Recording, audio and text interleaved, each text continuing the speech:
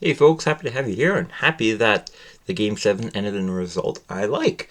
You may not have liked it, that's okay, but I'm very happy by it. With this being a late review, I have the opportunity to do something that I was kind of thinking about doing instead of taking a 20 minutes or 10, 15 minutes talking about how the game went down. Excuse me, you all know how that went down by now. I can talk about just my thoughts, how certain players performed and all that kind of stuff. I don't need to go through the story of the game. I put the story of the game there. I wrote it up there so you can read it.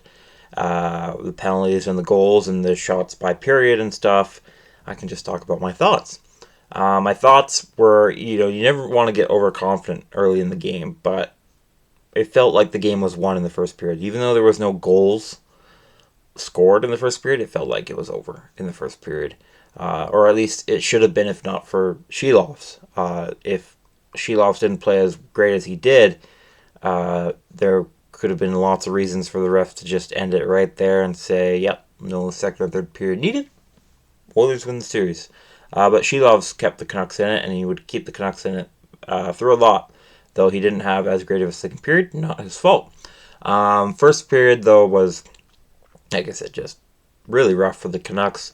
But the Canucks do get a break. I know I said I wasn't going to go through the entire game, but I wanted to talk about this part because, like I said, I think it was kind of the deciding factor, and it's something that was brought up in a lot of interviews.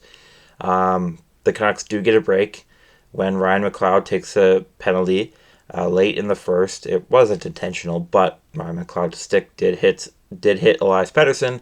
Elias Pettersson bleeds. It's a 4-minute power play for the Canucks. At this point, the Canucks have had 2 shots on goal compared to the Oilers 12 at this point. It's their chance to do something to turn this around, and they don't. It's the Oilers penalty kill plays one of the most perfect penalty kills you'll ever see. The Canucks don't get a single shot on goal throughout the power play.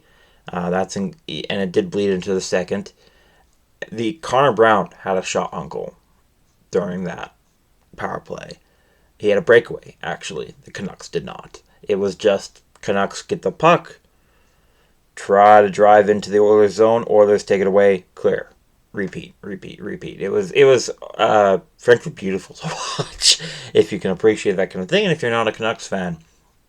Part of it was because the Canucks were trying to play cautiously. They know of the speed and of the Oilers' penalty kill and their ability to get takeaways, so they wanted to prevent breakaways. And the one time where they tried to be a bit more fast, Connor Brown got a takeaway and got a breakaway, which Shelov saved. So yeah, during that 4-minute power play, the Canucks got outshot 1-0, and then not soon after that, there's salt on the wound when not only the Oilers score, but it's Cody Ceci. It's not like McDavid or Draisaitl did some great play or anything. It was Cody Ceci, guy who does not score a lot, or really at all, usually, scores the first goal of the game.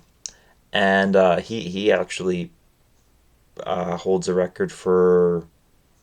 It's just crazy that Cody Ceci holds this record as most goals in Game 7 by an Oilers defenseman. I don't remember if that was in a specific season or if that was all time. I think in just one postseason, because he did score in the no, we haven't had a second Game 7, so maybe that stat's wrong.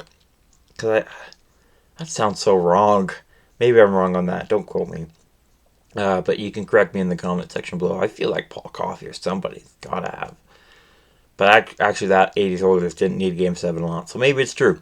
Anyways, and then the Oilers kind of show how power play is done. They get 7 shots on their first power play. They don't score, but they would eventually go on to score 2 goals, including one on the power play, and it's 3-0 by the end of the second.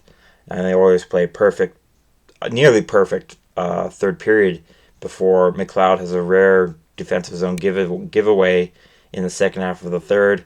Garland, of course, because he was the only Canuck besides Shilovs who was all over, does score, brings some momentum to the Canucks. Hronek would get his first ever postseason goal, but it wasn't enough.